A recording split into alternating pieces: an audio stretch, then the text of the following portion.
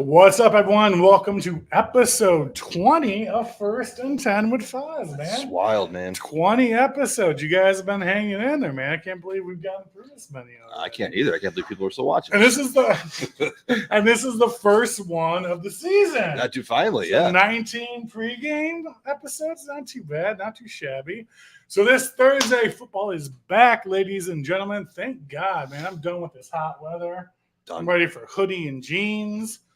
I'm ready for Oktoberfest beer, baby. I'm ready to get back in the groove, man. I'm ready to what about you, Maxwell? Dude, I'm ready to be couched every Sunday with sweatpants and as many beers as you can possibly handle and just football. Yeah.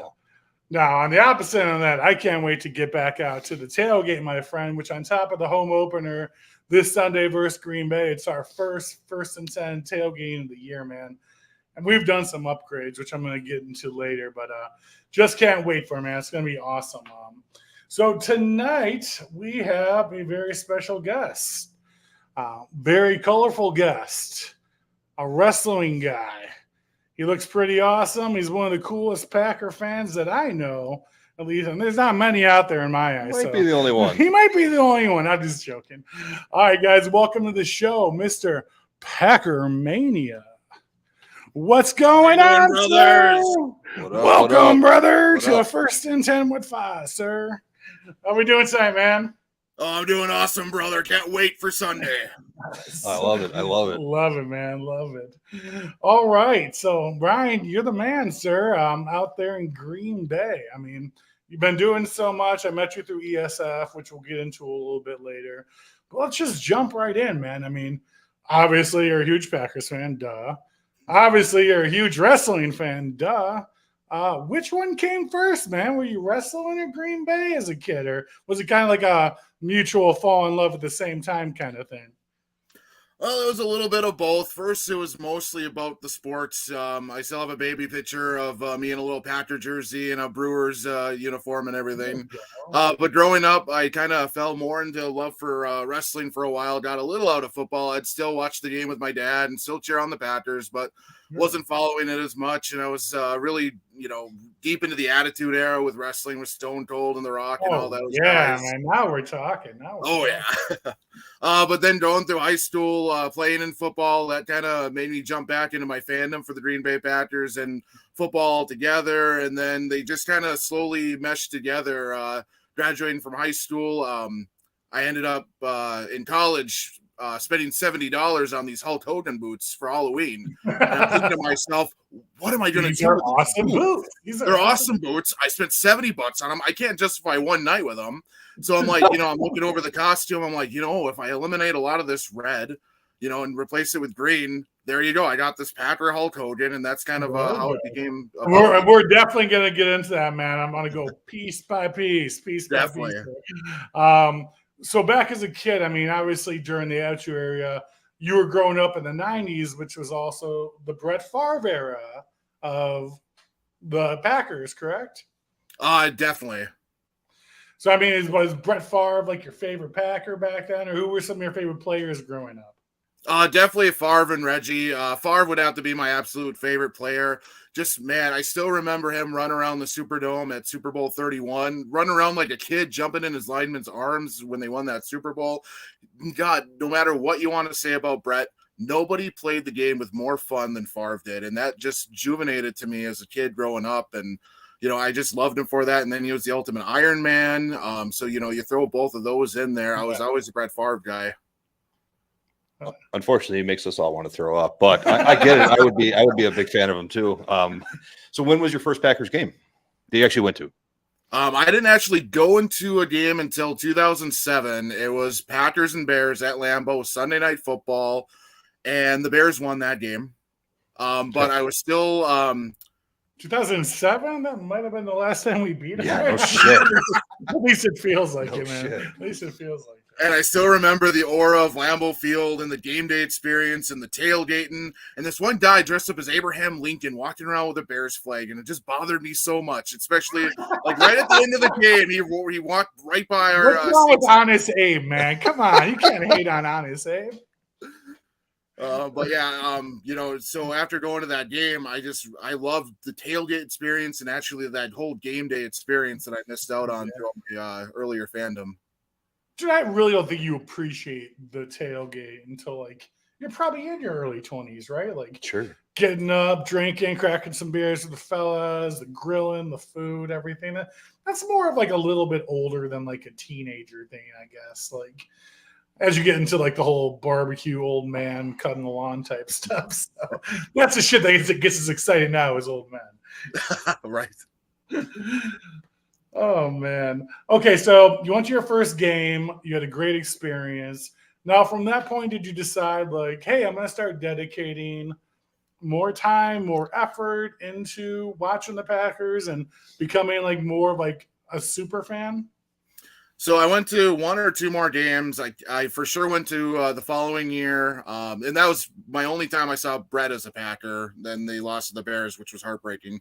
Then the following year, Rodgers was that was his first year starting, and I went to a game with my friend who was a huge Falcons fan. The Falcons ended up winning that game, so they never won a game that I went to. And then Brett went to the Vikings. I like and where this is going. Can you go to? Are you going on Sunday? As of right now, I'm not going this Sunday. However, I don't know if you want me to go because when we go through the story, my bad luck kind of changes here. Okay, so you've gone to a couple games or losing at this point. Are you thinking like I'm some sort of hex of the Green Bay Packers right there? That's the first thing I told my dad at the end of that Sunday night football game. I'm never going to a game again. I do not want to see them lose again. Other than that, I love the experience, love the game, everything like that. Yeah. But then, I kind of had a rough year after that second year of Rodgers because I was still in love with Brett Favre. He went to the Vikings. I was torn because, obviously I'm a Packer fan, but I thought at the time the Packers did him wrong. So, like, I don't admit it a lot, but I was a little relieved when Favre chewed him up on Monday Night Football in the Metrodome there. That's I think the only time I ever kind of rooted against the Packers because I just felt for Favre and I was so loyal to Favre and I love the Packers, but it just felt good at that time. And I felt guilty after that. And that's when the following year, Favre was still with Minnesota. Rodgers was still getting his feet wet with Green Bay. That would have been his third year. That's when the Packermania character kind of came about. After I did the whole Hulk Hogan costume and realized, I got to do this for Green Bay. I got to get back into more of my Packer fandom. I got to turn this from Hulk Hogan into Packermania. And that kind of rejuvenated me as a Packer fan. So Packermania was like right off the bat. You're like, I'm calling this Packermania. Yeah, it took me a little bit. I was thinking like, what am I going to do? Pack Hogan? No, that sounds stupid. The Packster, we're getting a little bit closer. And then just like, okay, Packermania. Like, I can run with that. Just Packermania doesn't have to just be about a guy who's dressing up and painting himself. Packermania is this whole thing, just like Hulkamania was.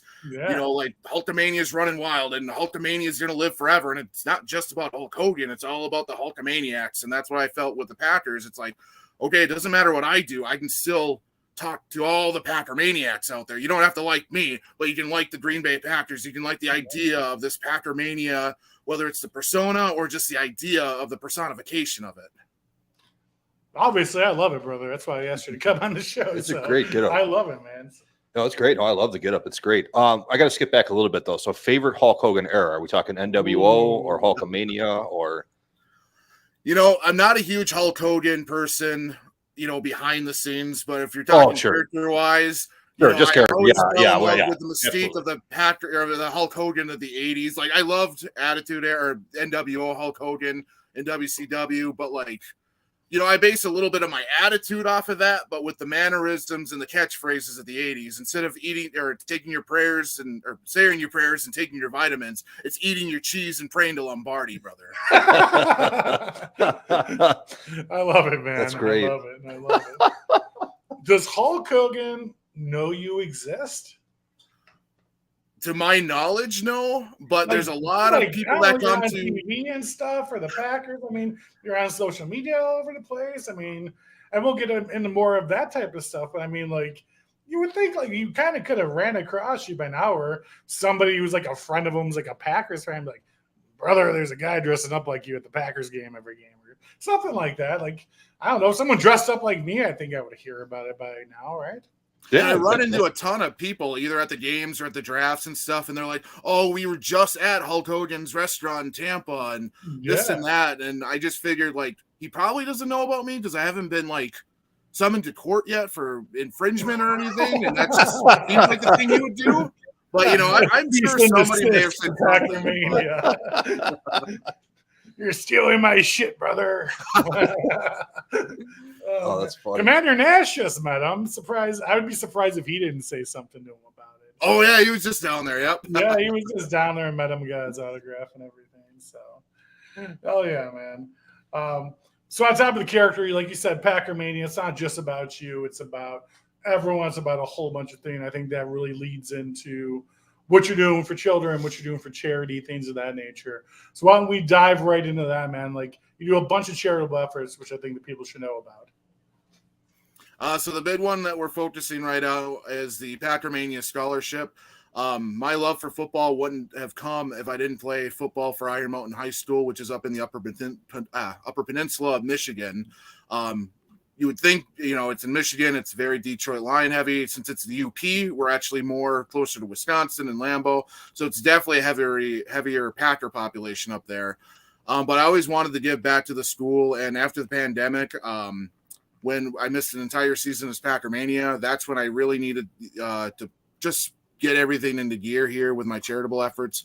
Yeah. Missing everything that season kind of put everything in perspective. I haven't missed a home game since then. And I've been just really going into the charitable efforts. We started the scholarship in 2021 for $500. This past year, we awarded $850 to the winner. And right now we're already at $800. We just did a $150 tailgate for our fantasy football league.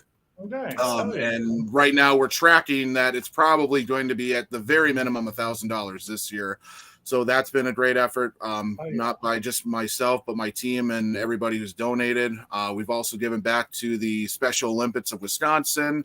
I did the polar plunge last year, and that was a fantastic experience. And a little funny Packer Bear story, my first ever charitable effort as Packermania, I think it was back in 2015. There was a story that broke that Jay Cutler autographed a football and sent it to an auction. In his defense, it was not an auction for, sports fans or anything. But the story coming out of that was Jay Cutler had 0 bids on this football. And I went on social media and said, okay, a Packer fan can get more donations by my autograph football than the starting quarterback of the Chicago Bears. And I said I would match the winning bid, and I'm like, okay, I can match $20. I can match $50. Yeah. Somebody by the name of Leo from, I think around the Milwaukee area, ended up winning the auction at $400 for that football. So we donated $800 to the Children's Hospital of Milwaukee for that effort.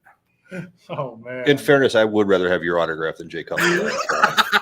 Come on, Jay Cutler technically is the best quarterback the Bears have ever had. He's just such a putz. Yeah, he's with the amount of balls he threw to Green Bay Packers. He's like, no kidding, best that we've ever had.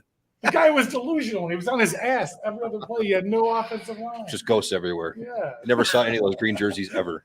But he still has the most completions, the most touchdowns, and the most yardage. It's like which is sad, by the way, everyone. It's sad, but this is true. Jay Cutler is the best quarterback ever. He's just the tallest midget. That's all it is. Anyway, back to what position did you play in high school? Mostly defensive tackle. Oh, right on. Yeah, I separated my shoulder a lot my senior year, so we kind of took myself off offense and just kind of stuck on defense. And I didn't start my first 3 years, but with the help from my coaches and my team, I started my senior year, ended up getting a forced fumble, a fumble recovery, a sack, and the rare defensive lineman interception, which was awesome. Ooh, that's nice. Big guy interception. I love it, man. The big Keith trailer. Wobbling down the field as fast as you can. Oh, no, when I caught that ball, I went right to the ground. Smart man. Absolutely. Sir. Smart man. So obviously you were part of the Super Bowl championship Packer time when you were kind of doing this a little bit, right, in the early 2000s? Yep. So the first time I ever went as Packermania was October 24th of 2010. So that was just a couple months before we won the Super Bowl. Yeah. And the costume was terrible. The boots were great. I had a cheap little Walmart belt with some Green Bay stickers on it. But like, I still had the character. I didn't even have like a mustache. I just had green face, no wig. I looked like a Randy Savage just woke out of a dumpster in green and yellow. And almost Randy Savage. And it was still a great experience. And a lot of people liked parts of the costume, and I still had the character down. And then lo and behold, Brett Favre comes to town with the Vikings, and we finally win a game that I'm in attendance for. It's just not his Brad Borchardt, it's his Packermania. Nice. Hell yeah. Hell yeah. And we all know how that story ended, right? So, dude, tell us more about your get up. Like you said, you started with the cheap plastic Walmart shit, but dude, you have upgraded over the years, my friend. So why don't we go through the whole get up from the head down, my friend? Oh, definitely. Well, this is the championship belt version, I think 5.0 right now. That's cool. Damn, bro. That's big gold. I like that. That's cool. Awesome. Oh, yeah. A lot lighter than my last one I had. I did enjoy that one, but that thing was over, I think, 12 pounds. And thank God for Green Bay security. They let me into every game. Once in a while, I get a weird look at the metal detector, but then the cop would be like, oh, that's Packermania. He's good. So, like, at least I'm making friends with the right places. Hell yeah, dude. Hell yeah. And then earlier on, I just kind of wore generic Packers stuff. So I was able to get the logo created and everything. We got the stitching for the hat. Now, I cannot do a bandana. So I had to do it on a hat. And that way, I just cut off the rim. So it kind of looks like a bandana, and it keeps everything together. And it helps me with the weather and stuff. Sure. And then we upgraded the logo a couple of years ago. So it kind of pops out a little bit more. What about those beautiful golden locks, my friend? I mean, is that real hair or what? Or is that a real human hair? And there's actually a bald spot for Hogan. That was a big upgrade. So when I have to take my hat off with security, a lot of people think I'm a Packer version of Terry Bradshaw, actually. That's awesome, man. I absolutely love it, bro. And then the best part are obviously the boots. This year we started putting the stickers on. I'm going to try and find a guy to actually do like green and yellow flames like Hogan did with the NWO. So we're hoping to make that upgrade soon. Oh, that's cool. Yeah. Oh, yeah, brother. Loving the entire costume, man. Loving the entire costume. Got a few comments out there. We'll see what everyone's saying tonight. We got a bear down. Let's go. Oh, yeah. My buddy Guy from CNG Podcast. Him and CJ are awesome guys. You guys ever watch other podcasts? CNG, man. Check them out. They're awesome guys. Got a bear down. Hello, guys. Be cool and eat fruit. I don't even know what that means. They're not wrong. Gonna have to ask a question about that one later. Okay, so with obviously the love of Packermania and everyone fall in love with it and the character and everything, you made a transition and you started doing what's a newer app, I guess, last few years, which is CAMEO, where people can actually buy an appearance from you to do a recording for their friends or family for birthday or not. How did you get into that? So a couple of years ago, our league started buying CAMEO videos for each other. Gilbert was probably our top CAMEO celebrity in our league. Just he was cheap. We all at least like wrestling if they don't love it like I do. Yeah. And he put on some funny videos. And then when I beat my friend Tony really bad, and I had to spend the extra money to get Big E from the New Day. And I had Juju on my team that year, so my team was Jew Day Rocks. So after the end of the CAMEO, Big E does the Jew Day Rocks. Jew Day Rocks. And that was phenomenal. And he was such a great sport. Like, he just went on and on bashing my friend and everything after that fantasy loss. So, I was strolling through CAMEO.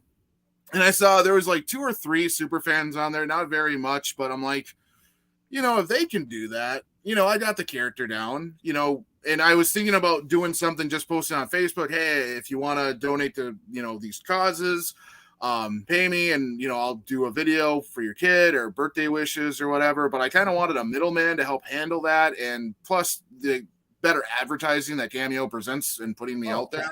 For sure. So I applied twice and got denied, which was fine. And then they reached out to me saying, hey, have you ever heard of us? I'm like, yeah, I've heard of you guys. Your inner departments don't talk, do they?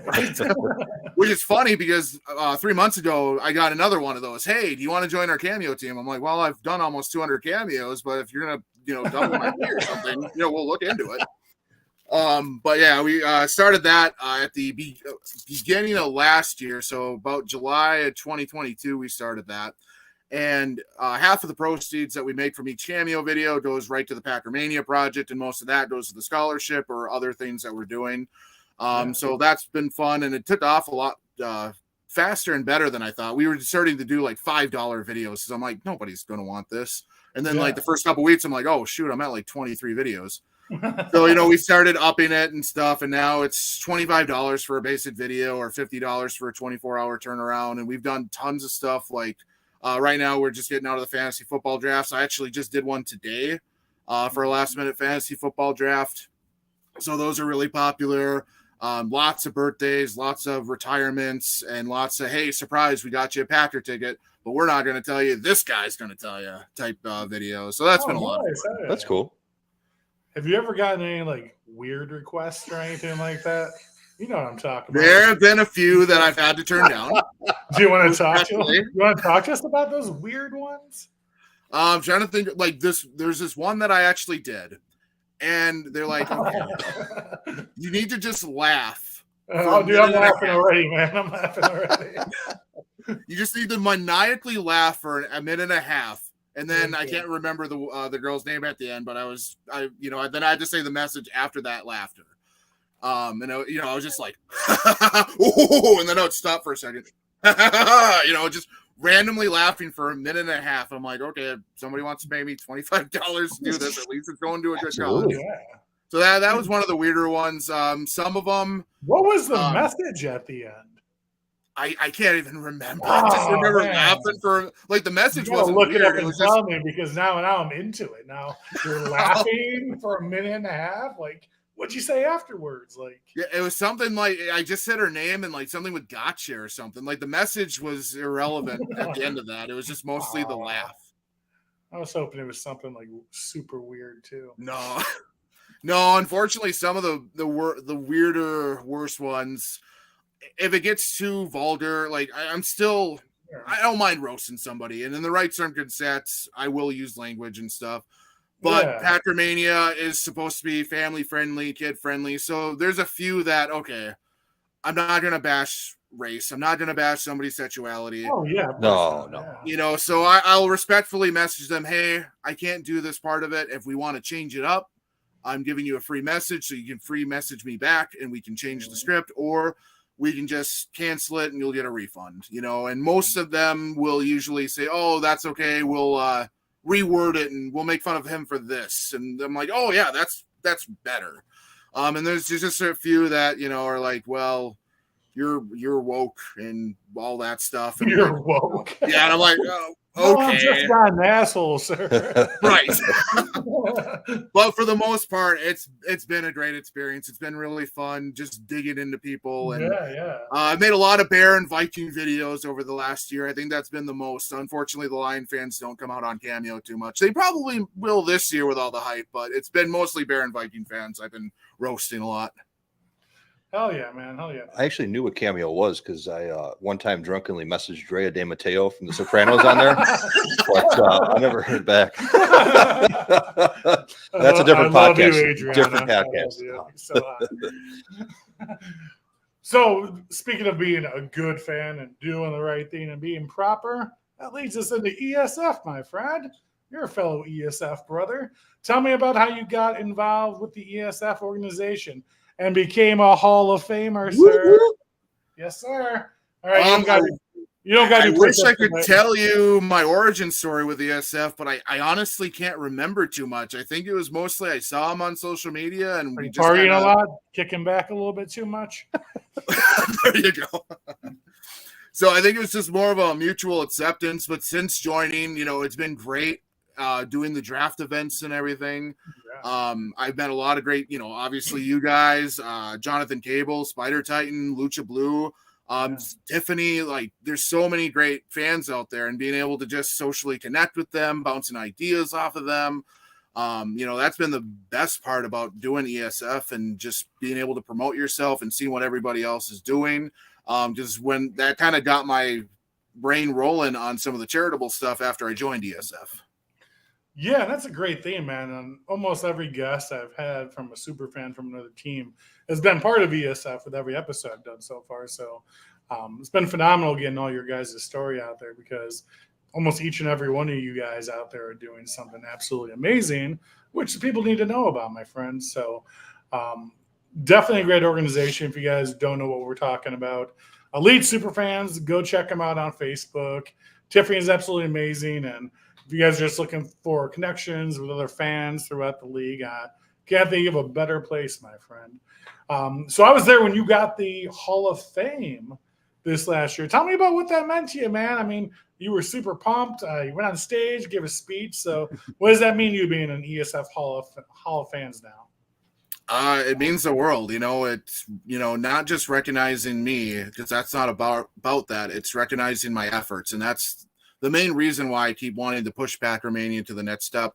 It's not some, and that's why I do a lot of the paint stuff. Like, people do know my name now, but for a while I had 2 separate Facebooks, one for Brad and one for Packermania, until somebody reported it as a fake name and I had to merge them and all that.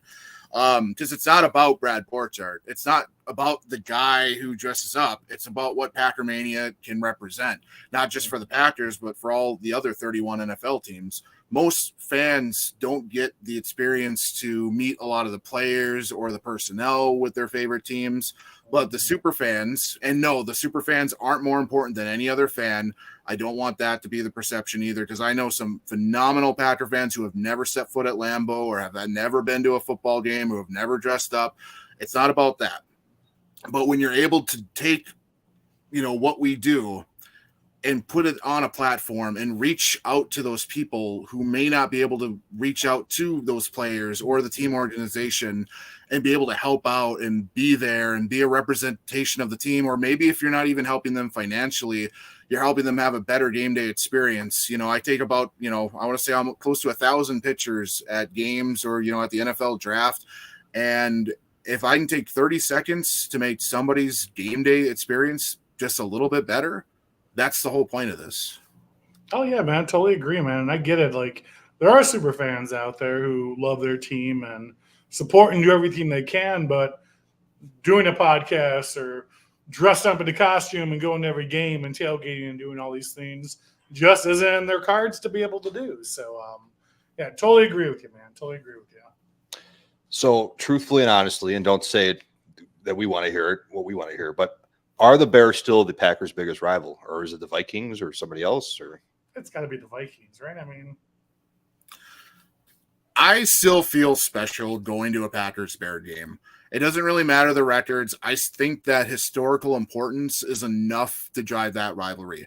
I know it's been very rough on you guys since Aaron Rodgers and Brett Favre came. So if you're looking at the numbers, do you define that as a rivalry? Probably not. But it's one of those. I think the NFL sometimes manufactures rivalries. And this is no offense to any of the teams, and I won't even give examples because I don't want to insult those rivalries. But they end up on Sunday Night Football every year, or they promote this as a big rivalry matchup. I'm like, yeah, that's fine for 3 years, but then when that other team's on the downfall, you don't ever hear of that. You always know when it's Packer Bears. So to me, that still means the rivalry is there. The historical importance is there. There's no 2 teams in the NFL with more Hall of Famers than the Packers and the Bears, with more wins in the league overall than the Packers and the Bears. So historically, it's still there. Yes, the Vikings have been flashier and more productive, I guess, if you want to put it that way, than the Lions and the Bears have in the last couple of decades. But other than that, like, we're only rivals with the Vikings when they're good. We're only rivals with the Lions when they're good, which is but we're always rivals with the Bears. I respect that answer, my friend. I respect that. That's a good answer. Yeah, that's a good answer.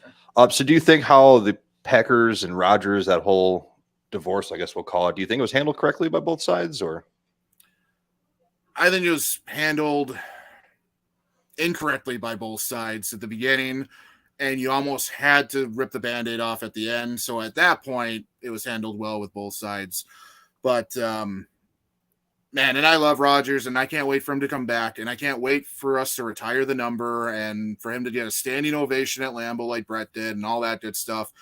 And I wish him the best of luck with everything other than the outcome of the Jets games, because I'm afraid that – see, and I drafted Aaron Rodgers and Jordan Love on my fantasy team this year, so I still love both quarterbacks. What Aaron Rodgers did for this organization was huge over the last 15 years, coming out of Brett Shadow, who brought them back to Titletown, and Rodgers continued that winning way.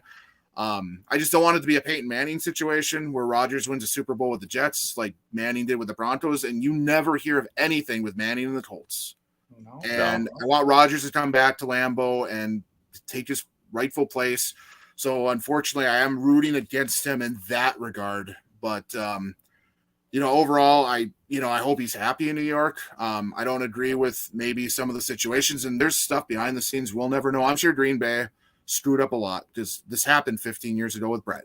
Mm-hmm. So when there's smoke, there's fire. I'm sure Green Bay screwed up. I think Rodgers screwed up because now he's doing all this stuff for the Jets. He's participating in the preseason. He's doing the contract restructures. He's doing all the extra training stuff that he didn't want to do anymore for Green Bay. And, man, we had a young nucleus still ready to go. We were still – look at the narrative on the Green Bay Packers from the day we traded Rodgers to now. More people are on the upside than on Green Bay than they were 5 months ago. It's been slowly changing the narrative, and now the NFC North is like the Wild West. It is open to all 4 teams this year. Just to give us Bears fans more PTSD, do you think Jordan Love is going to be the real deal? From what I've seen so far, I'm liking what I see. I'm picking the Packers in week 1. I know there's a lot of pressure on Jordan Love.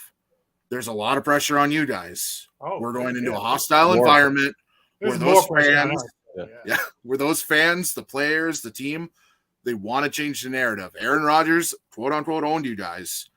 And now if Jordan goes in there and wins right away, the Packer fans are going to be like, we still own you. Jordan owns you. And if the Bears fans, the Bears win, it's going to be like, oh, Jordan's a flop. It's like, okay, we can't base this off of one game. But the media is going to base the rest of the season off of this first game, dude. Absolutely. They're going to be Jordan Love sucks. It was a big mistake. They need Rodgers. Or it's going to be Justin Fields as a running back and can't play, and we need to get a new quarterback. And then vice versa with both the two, if either the one win, dude. So one of our teams has really, really bad media come in their way as soon as this game is over with, my friend. The only way it doesn't happen is if both quarterbacks ball out and just play the balls off the whole game. 4 touchdowns apiece, 400 yards apiece. That's the only way. Comes down to a field goal or something like that. Yeah, of course. But I think in the long term, if Fields doesn't play in a protective way, like, obviously with all his running around, I think it could be another bad decade and a half for the Bears. If he starts getting banged up and Jordan Love figures it out, which from what I've seen, there's a good chance he's going to figure it out. Sure. Polls, again, just being a Bears fan, I'm sure you don't follow the Bears insider stuff as much as we do, but dude, they're already scouting potential quarterbacks for next year. They need to. They have based upon, he already said, if it doesn't work out, dude, like, that's it, man. Like, you've had your chance. We're going to move forward. So, it's nice to know organization-wise with the Bears, if things do go south, like, they're not just going to put all their cards and continue to put them in the same pile over and over. Like, they're looking to win long term. And these lucky fucks might have got another franchise quarterback. You fuckers got 3 lightning strikes in a row. That's some BS. Yeah, it's unbelievable. It's unbelievable. Unpopular decision among my, people that I talk to. If you guys are going to make a move, it's this year. I don't think Detroit is ready as much as how they played last year. I've got you guys winning the division before Detroit, and I don't like Minnesota's chances either. If you notice, everybody's talking about how Love is performing in the preseason, how Fields got weapons around him. Chicago ended up getting weapons, how Detroit's playing gritty and all that stuff. But nobody's talking about Minnesota, the defending NFC North champions. This thing is wide open. If there's a year that Chicago can sneak in, this would be the year. Now, I'm hoping I'm absolutely wrong. Like I said, I'm picking the Packers, and I'm hoping we're not going to wait, several years before Jordan Love gets it. It took Favre 3 or 4 years. It took Rodgers 3 years. So I'm hoping we have a Super Bowl in the next 3 years, and hopefully it's sooner rather than later. But I think this would be the year that the Bears can actually catch fire. This Thursday is the worst thing for Detroit. They're going to be on this huge national stage, and either they are going to get destroyed by the Chiefs, or they're actually going to beat the Chiefs, and the expectations are going to be so high the rest of the season. They're not going to. Kelce just went down today. I don't care. It's early on. Chiefs are going to boat race him, guaranteed. So how do you feel about the projections, the technical projections the Packers are receiving this year? Because, they're really not picked to win even over 500% of the games right now. How do you feel about those technical projections? We hear them every year. Unfortunately, last year they were right about the Bears. But, how does that make you feel as a fan going from the Rodgers era to now you're going to be bottom of the division and only win under 500 games? Well, we did, it was like that when Rodgers took over for Favre. Everybody said, this is a dumpster fire. It's going to take a while for him to get ready. In 3 years, we won a Super Bowl. So I don't try to spend too much time on what the media is saying. I like to hear it sometimes, sometimes it's fascinating. Sometimes it's like, oh, really? That's what they're going with? But it's just not the division. It's the NFC. The NFC in whole is wide open. All you have really is San Francisco, who can't keep a quarterback healthy, and Philadelphia. Yeah. Other than that, there is no reason. I'm not saying Green Bay is going to be the favorite to win the division, but now with 7 teams making the playoffs, there's no reason to think Green Bay can't make a playoff run, whether it's a division title or a wild card run. Especially with their schedule. We play the NFC South. There's a lot of potential there, but that was a dumpster fire last year. Yeah. So the whole NFC North gets to beat up on that division. And just looking at some of the games, the Raiders, they're not that great. That's a game we could go on the road and win. And, we could, Chicago week 1, that's a game that's huge for both of us. Is that's going to kick off the rest of the season for momentum. We open the season with the home opener against the Saints, and then we have Detroit on Thursday Night Football. So if we can rack up some wins against 2 South opponents and you guys, and then, Detroit's everybody's favorite to win the North, and we knock them off on Thursday Night Football, which there's no reason why we can't. I know we have not played well against the Lions over the last 2 years, but, we shot ourselves in the foot a lot too, and I would trust Chicago a lot more than Detroit. And I do not trust Chicago on a lot of things. I don't buy anything Detroit till I see it at all. Exactly. So with that being said, the Bears only won 3 games this year. Is it safe to say you think that a team in the NFC could go to the playoffs with an 8 to 9 win season? Sure. I think it's very plausible based upon the NFC, how it was last year.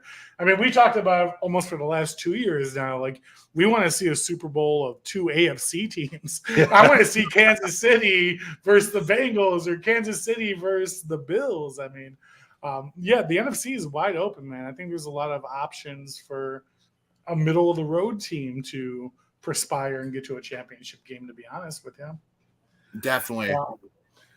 So with everything being said about Sunday, what are some key points you're going to be looking for from you guys specifically as the Packers? Some things you think you might have over on us maybe.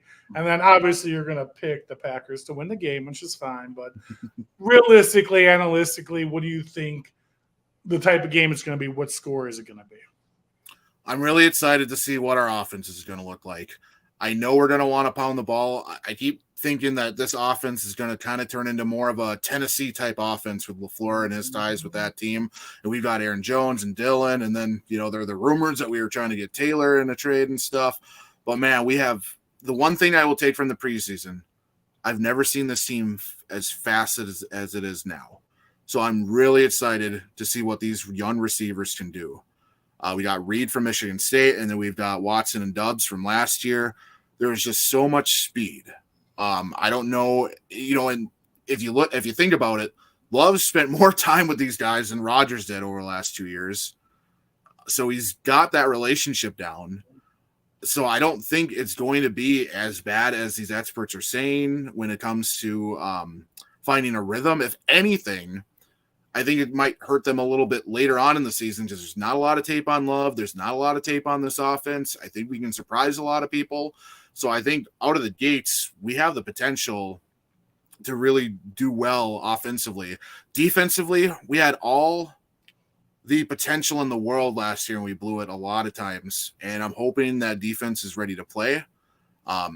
Chicago, their offense, like I said, that's one of the reasons why I think they could make a run this year. They put weapons around fields. Chicago normally does not do that very often. So if anything, with such little tape that's available on Love, and there's still a lot of mystery on how Fields is going to play. Sure, I think this would be a higher scoring game than most Packer Bears games. So I've got it probably Green Bay 31, Chicago 27. Okay, I like that. That's a fair score. It's a fair score. It's not like 73-10 or anything. No. I agree with you, man. I mean, you said the first thing you said was I think the Bears need to keep an eye out on Aaron Jones. Obviously, we were the worst run defense in the NFL last year. The Bears have made a lot of moves on the defensive line and linebacking core to upgrade that. But now it's the time where you're going to see that game one, how much we really progress. Because Aaron Jones is a top 5 running back. I mean, got a decent offensive line. So I think if we can hold Aaron Jones and with our secondary being as strong as it is, with Jordan Love being as fresh as he is, I think we could definitely pull away the victory on this one. I'm going to go 28-24. I remember when we talked about schedule, I thought these were the 2 possible worst times for the Bears to play Green Bay, the week 1 and the last week of the year. Absolutely. Because anything can happen week 1. Any team can beat anybody, and it's total fool's gold. And the last year could be the division deciding game. Yeah. Who's going to I'm going to give the Bears the edge, but I think it is going to be a tight game, and I think it's going to be a high-scoring game. I got to say, inverted what I'm going to go 31-24 Bears. I think it's going to be high scoring for the Packers. And I think it's going to be Aaron Jones running on us all day. If he can run, and the Bears can show they can't stop, it could be a long day. I just don't see our secondaries and linebackers giving up huge passes. I don't, but those. I mean, Stevenson and Brisker and Gordon. I mean, they've been balling out, and Eddie Jackson had a great offseason. So I hope we don't see too many of those deep balls getting away and them getting these long bomb touchdowns. But I mean, it'll be all about the we're going to find out on Sunday, ladies and gentlemen. That's for damn sure. What else do we got going? Packermania. So Packermania, when are you coming to First and 10 tailgating, you mofo? You're due to come out and party with us, man. You got an open invite to Soldier Field anytime you want to come and party with us, my friend. I'm still debating about this weekend. I haven't ruled it out yet. That's what I like to hear. So right now, unfortunately, it's leaning towards no, but I haven't ruled it out yet. Not a lot of people after talking to me right now, you changed your mind, and now you're coming to Soldier Field, baby. You know what? It went up a little. Tickets to the game. We got the game on in the parking lot. We're going to be partying the whole time. So I mean, definitely come on, man. It's going to be a good time. We got a food truck, DJ. I'm going to get all into that. I'm in here, dude, it's going to be going off. I think Frozen Tundra is coming to tailgate with us the first game. Yeah, and I think Pac Vader's coming from the NFL. Pac Vader's coming. Yep. There's a few surprises happening there too, which people will find out about on Sunday. Yeah, dude, it's going to be an awesome time. We got Johnny's Red Hots is going to be there, their food truck. So beef sandwiches, burgers, dogs, all that good shit. So, but yeah, man, if you don't come, I'm sorry. But if you do, you're more than welcome to. And if not, then dude, come on by anytime, my friend. We're going to be there every home game at 7 a.m., brother. No, thank you, brother. So to finish it up, man, what's new going on this year? We got anything new additions to the outfit? We got some new outreach programs. I know super fans are always trying to do something different every year, change something up, add on to something. I know you talked about your costume a little bit. Anything else going on for 2024 season? Or 2023? Not a whole ton this offseason. Went to the Hall of Fame for the first time, got to experience that, which was a great event, and actually got to march in the Hall of Fame parade.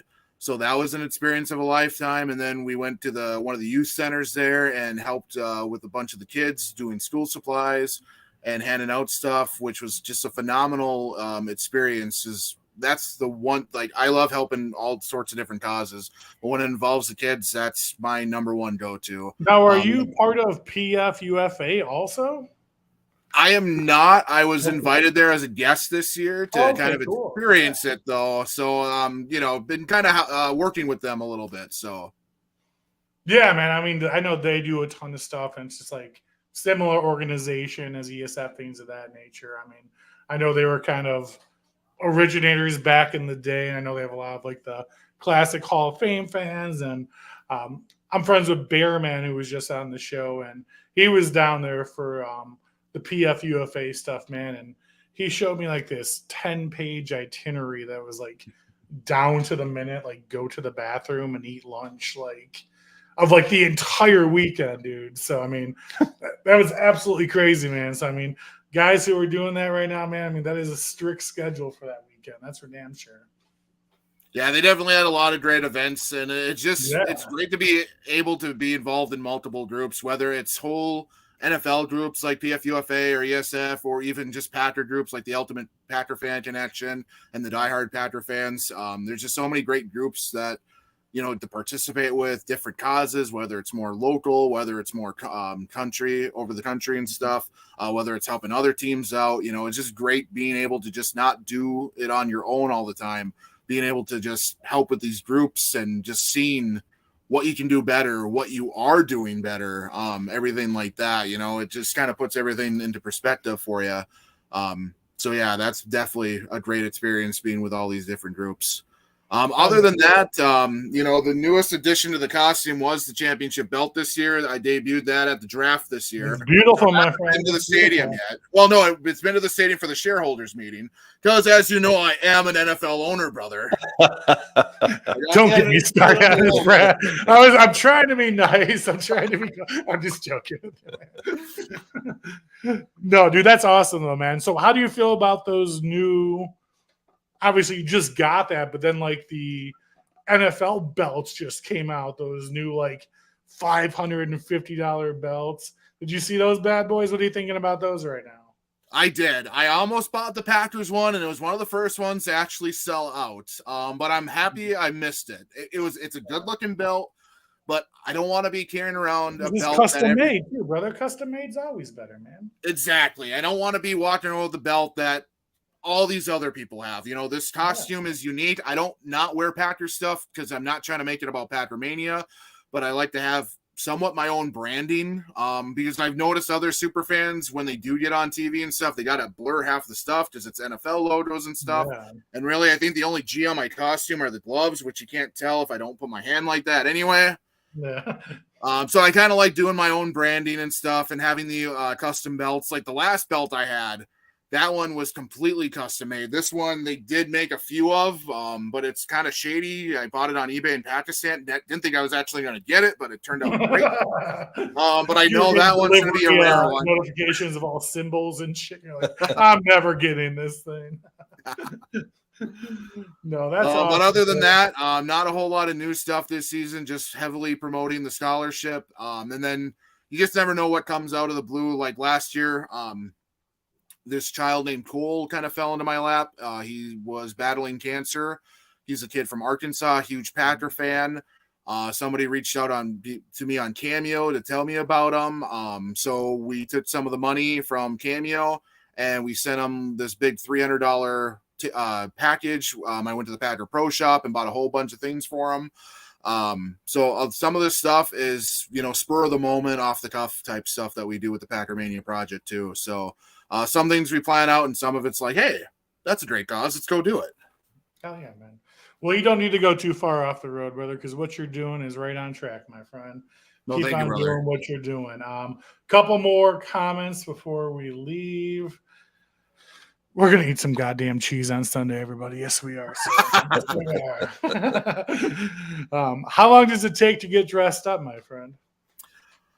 Well, now that I've been doing this for about, almost 14 years now, I can probably get in the costume in about with the paint and everything in about 20 minutes if I'm really pushing it.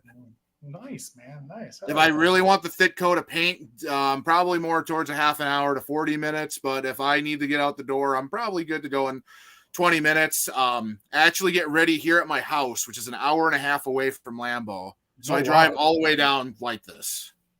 Nice. Hell yeah, man. Don't get pulled over. You're like, it's Packermania, brother. I'm going to the game. I've been pulled over one time. And luckily I wasn't doing anything wrong. I was speeding a little bit, I guess. Yeah. And the cop recognized me. It was actually right before I pulled out of my hometown. He's like, "Oh, are you that Packermania guy?"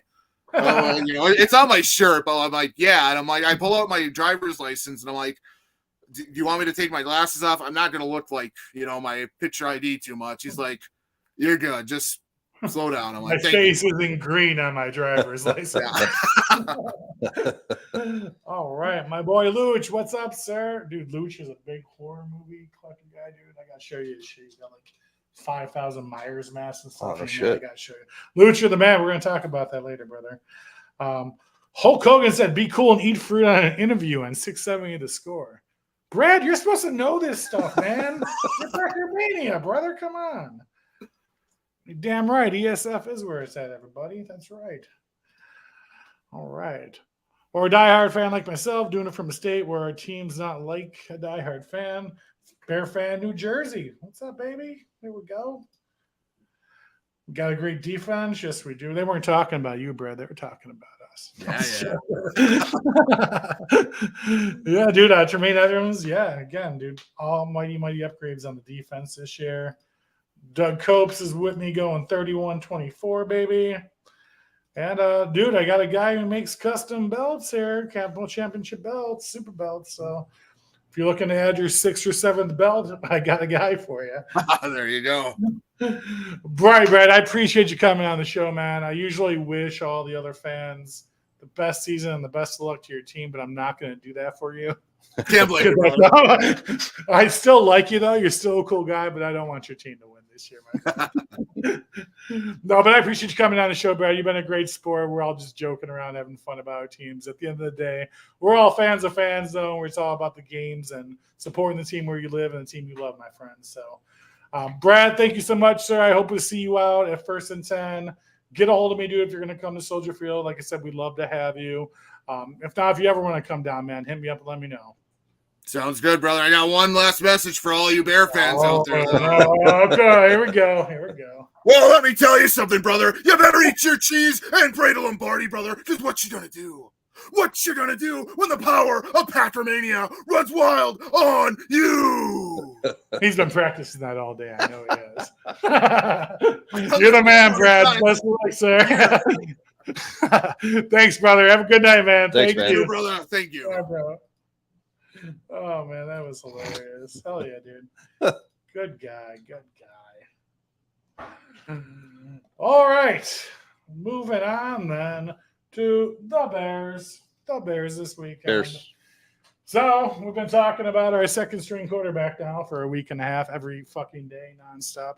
Dude, how sick of you hearing about Tyler Baggins? Beyond sick of it. At least now I'm sorry. They finally buried it today. It's over with. It's so. almost embarrassing, dude, that we're spending so much time talking about a backup quarterback when we have like a potential candidate for MVP who's supposed to be coming on the field in a breakout year.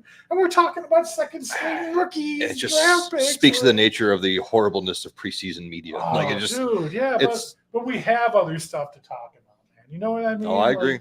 There's so much. We can talk about the entire brand new team that we have. Like, yeah, he's got a cool story. He was undrafted. I think they just look for these like stories and just hone in on it. Like, yeah, it was a good story, and he played fine. He played good for what he was. That's great. That's great. But yeah, I'm beyond sick of hearing about it. Backups playing against backups. You know what I mean? He was bum slam. Yeah, I mean, he's better than the bum. We know that for sure. So I mean, dude, but you said we were going to keep Walker, and Baggett was going to be next year.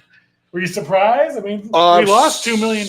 Yeah, that's I'm just so used to Bears management being inept with everything. So I guess just if the Bears sign somebody, they're never going to cut and eat money. And at least there's a dawn of a new day here of a GM who's not afraid to admit I made a mistake and my bad. And let's cut this dude. Now they did bring Peterman back, and he is going to be the backup. But still, hey man, that's good. That's how good organizations Dude, so run. like I was able to go to Hallis Hall, and I'll get into the details of it.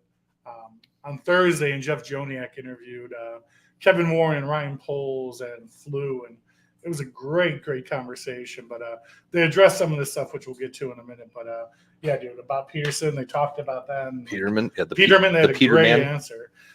So Travis Gibson, not Travis, is gone, dude. Do you think that the Bears made the right move cutting him?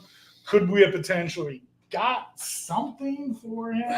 Obviously holding not. on to him? Obviously not. I mean, Tennessee picked him up pretty fast, man. I mean, What's like it wasn't even 48 hours, and he was rostered. you've got to really convince that other team that for sure we've got buyers, and we need at least a 6th round pick for this guy because somebody offers a 7.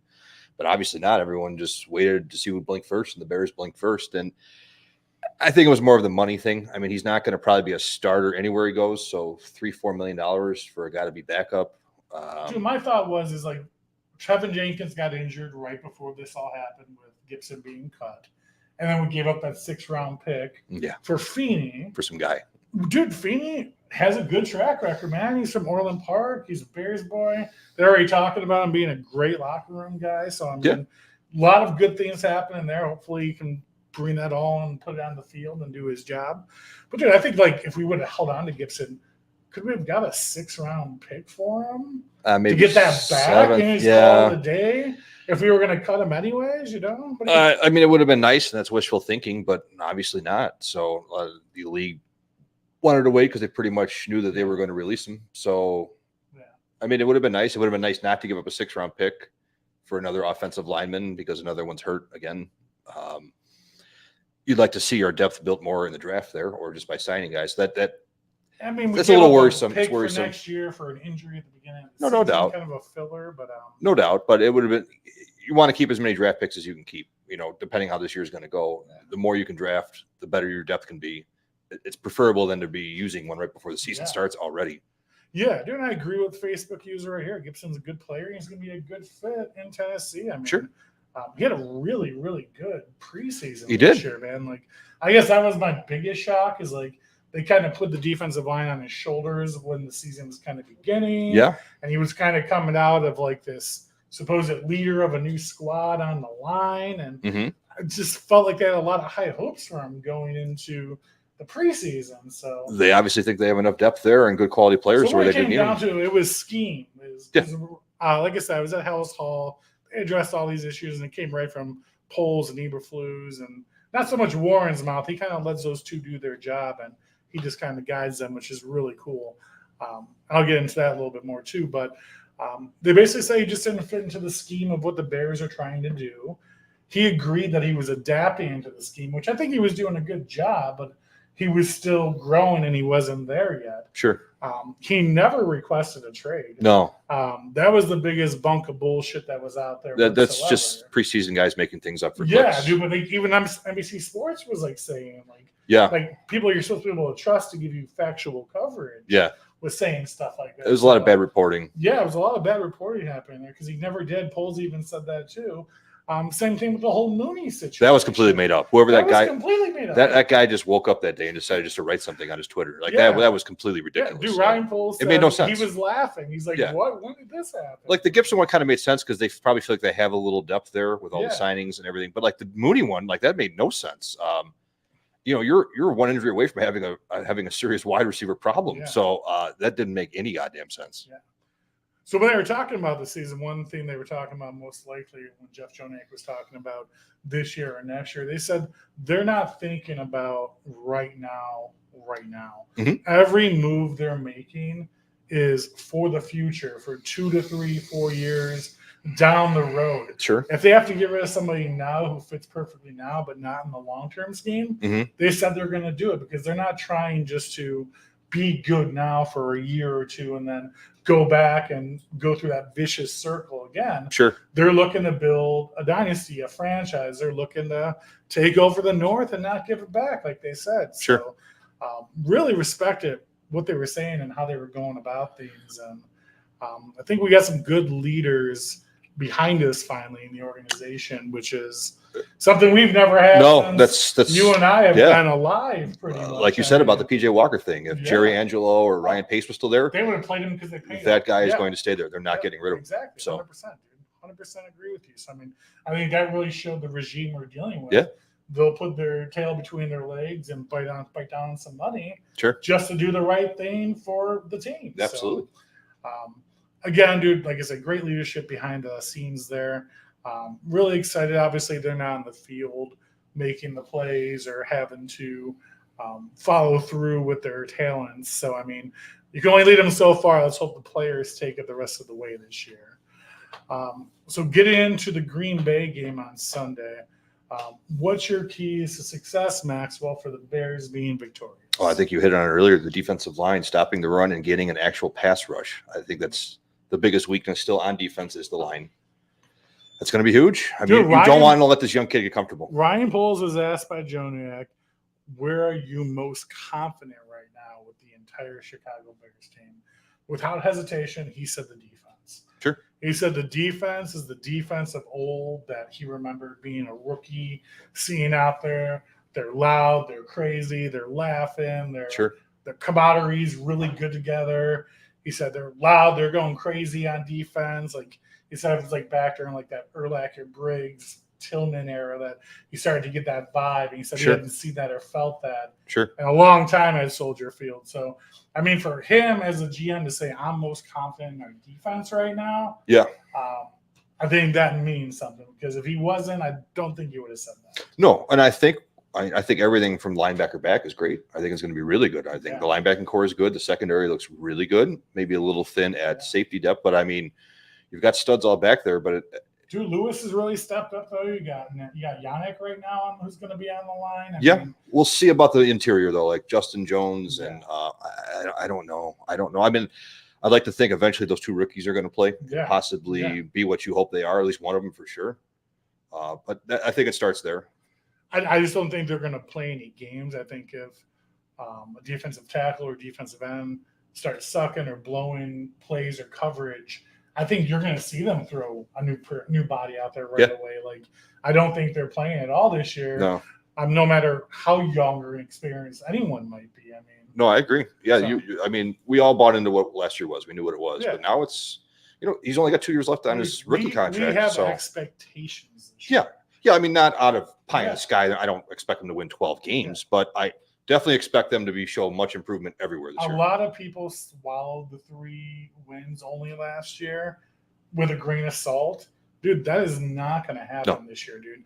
You are going to see an uproar in Chicago Bears fan if we have another 3 or 4 win year. I agree. This year is going to be heads rolling and people pissed off, and you're going to hear Bring Rex Grossman back on 670 to score. The crazies are going to come out. They'll be asking for Bajan every day.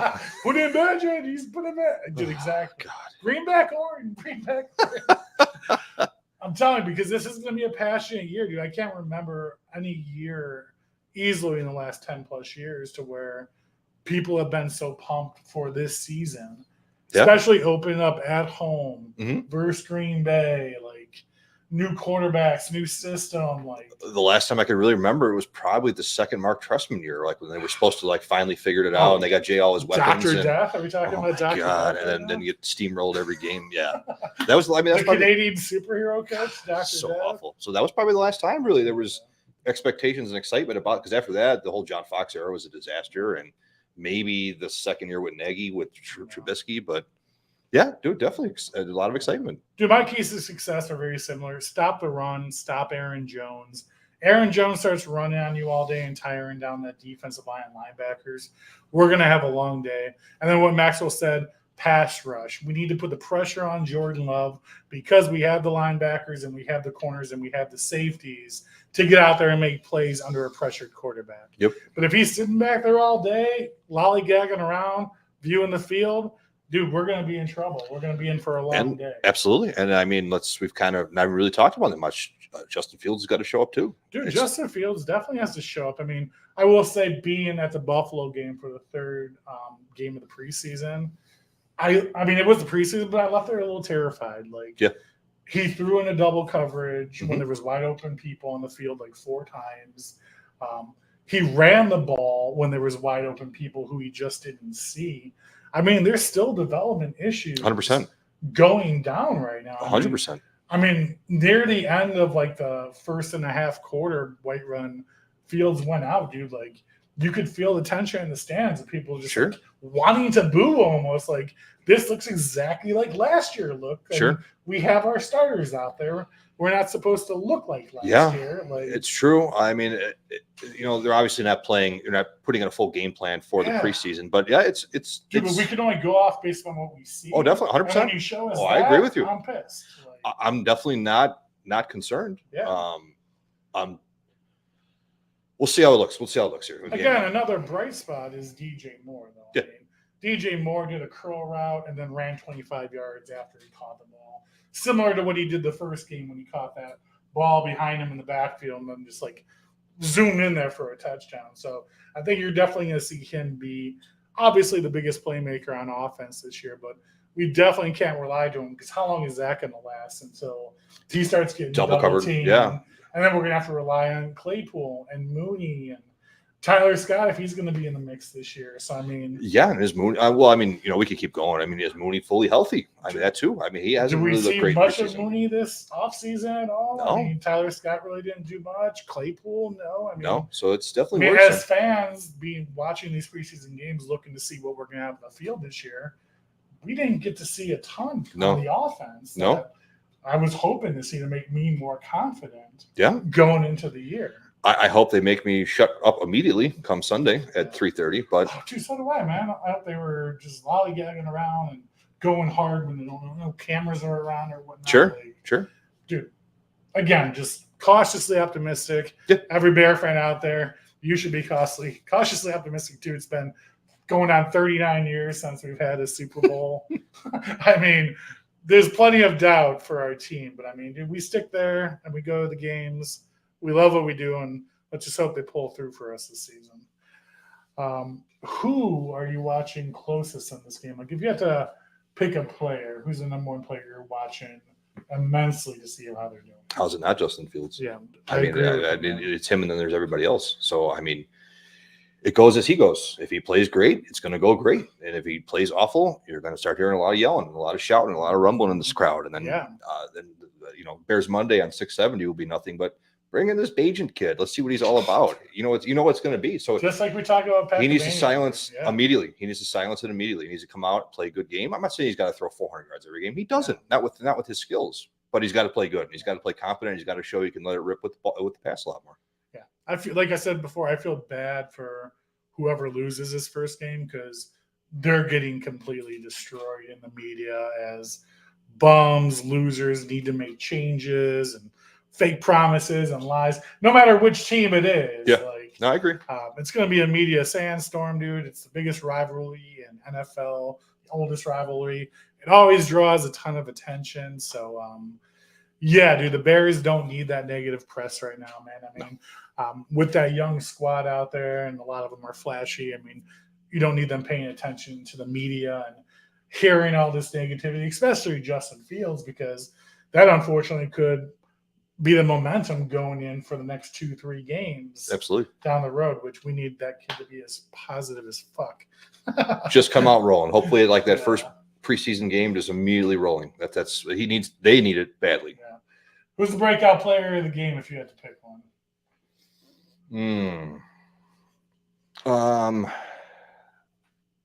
Let's say DJ Moore. Dude, DJ Moore, I think he's a safe bet, dude. He's shown from Carolina to even the Bears in preseason, you don't got to throw him the most perfect pass in the world. He's going to go back there and get it. He's going to go up there and get it. He's going to go down there and get it. And then he's going to make a move and take the fuck off. So, I mean, I think DJ Moore is going to be the playmaker for the Bears this year. But like I said, I don't want them to just rely on him heavily like Trubisky used to rely on Allen Robinson, where it's like every play to Allen Robinson. His eyes went right to him. Like, we can't go back to that kind of offense again because it's not going to work. I don't think we will. Obviously, showed last year he likes targeting Komet a lot. Yeah. Now, if you have some wide receivers who can actually catch the ball too, would be nice. Sure. If Khalil Herbert's going to up his game more, that would be great.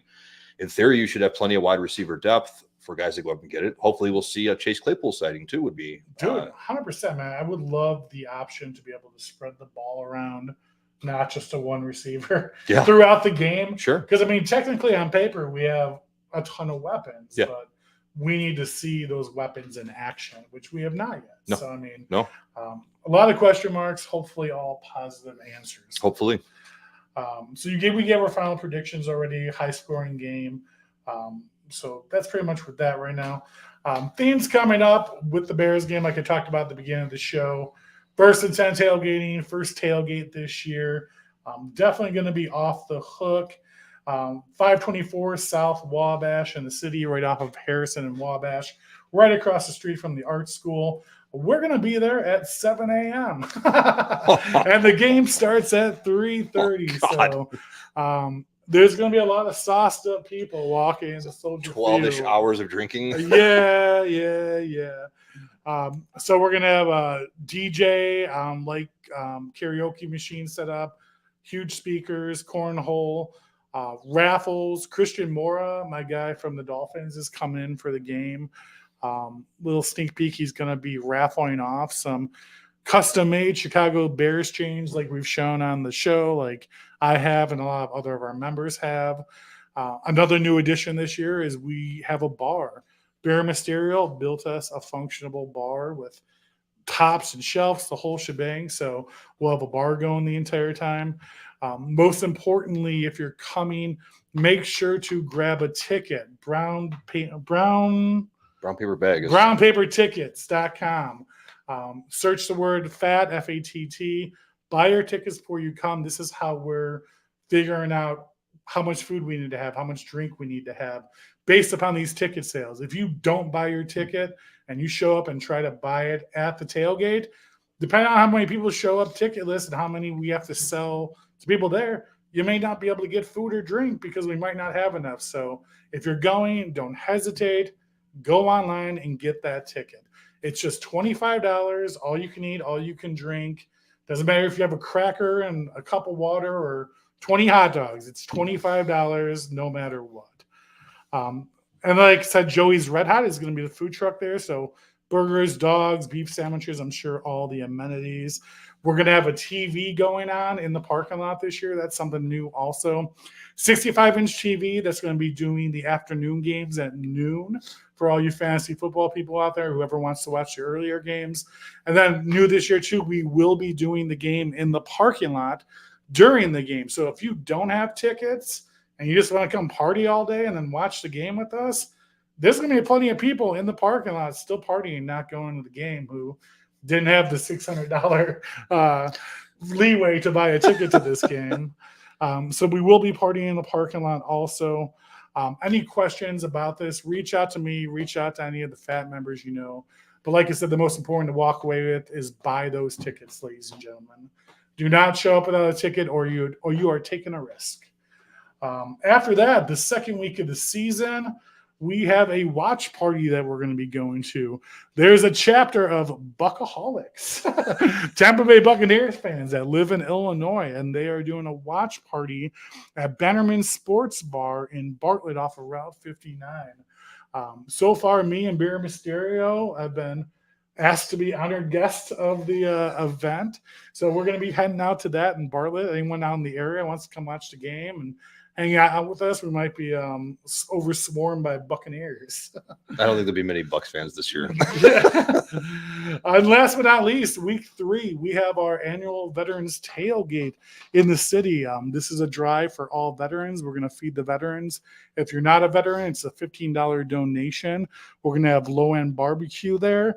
This, again, is an afternoon game, so we're going to be starting at 2 o'clock. We're not going to be there at 7 a.m. like this Sunday. We'll be too ham to feed the veterans by 2 o'clock. So, again, information about this. This is free to attend. There's a cash bar. There's going to be a TV with the game on, too. You want to bring a dish to share. If not, show up and donate towards the cause. We did this last year, man. It was an awesome turnout. Tons of veterans. Extremely rewarding, fun situation. So, again, we'll keep on posting stuff about this as it goes on. If you have any questions, again, about any of this, reach out to me, reach out to any of the FAT members you may know, and any of us can help you out. Other than that, I will be there Sunday, 7 a.m., setting up, ready to go. I think the entire crew's pumped. All the Chicago Bears fans are pumped. We have to beat Green Bay, ladies and gentlemen. Got to win. This is a must-win to start the season to get us going down the right track. So appreciate you guys watching. I'll see a lot of you there on Sunday, I hope, for the game. If not, be home and be bearing down, maybe. You know how we do it. All right. Thanks, guys. Have a great night. Go Bears. Thank you, and go Bears! Bears!